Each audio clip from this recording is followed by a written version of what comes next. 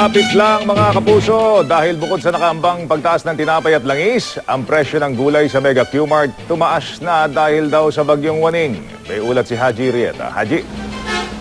Yes, Joel, good morning. At ayun nga, nagtaas nga ang presyo ng karamihang gulay na binebenta dito sa Mega Q-Mart dahil sa paniwala ng mga nagtitinda ay dahil daw sa mga nagdaang bagyo gaya nga ng bagyong Waning. Mga gulay galing sa Benguet ang pinakapektado ng pagtaas ng presyo sa Mega Q-Mart.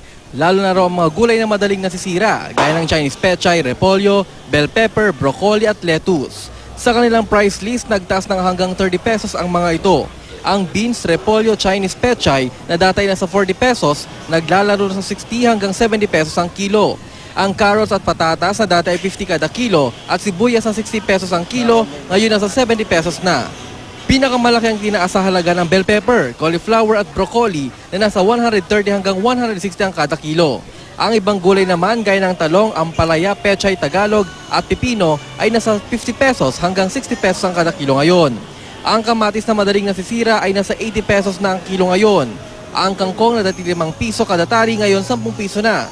Ang kalabasa mula sa dating 20 pesos na sa 25 pesos na hanggang 30 pesos ang kilo. Ang bulaklak naman ng kalabasa na masarap sa dinengdeng ay nasa 35 pesos ang tali mula sa 25 pesos na presyo. Paliwanag ng mga nagtitinda, wala naman daw silang magagawa kundi itaas ang presyo dahil yun ang bigay din sa kanila ng mga pinagkukunan nila.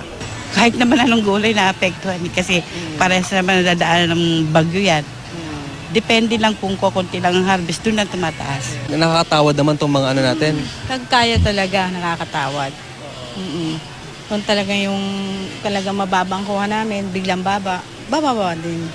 Kasi mataas din ang kuha namin eh. Pag mataas ang kuha namin, talaga wala magagawang mga mamimili. Kapag ganito mga panahon na tumataas no, itong presyo ng mga gulay sa palengke ay may mga ino-offer naman itong mga tindera para sa kanilang mga suki. Gaya nga itong mga gulay na ito na pang pakbet at maging na rin itong mga gulay na pang chop suey na 30 pesos lang kada kilo.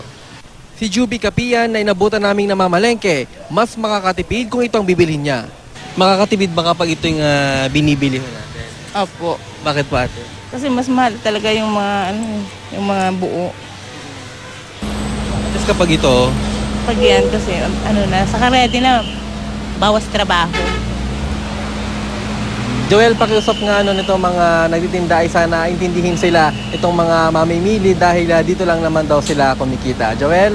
Haji, thank you. Good morning. Report ni Haji Rieta.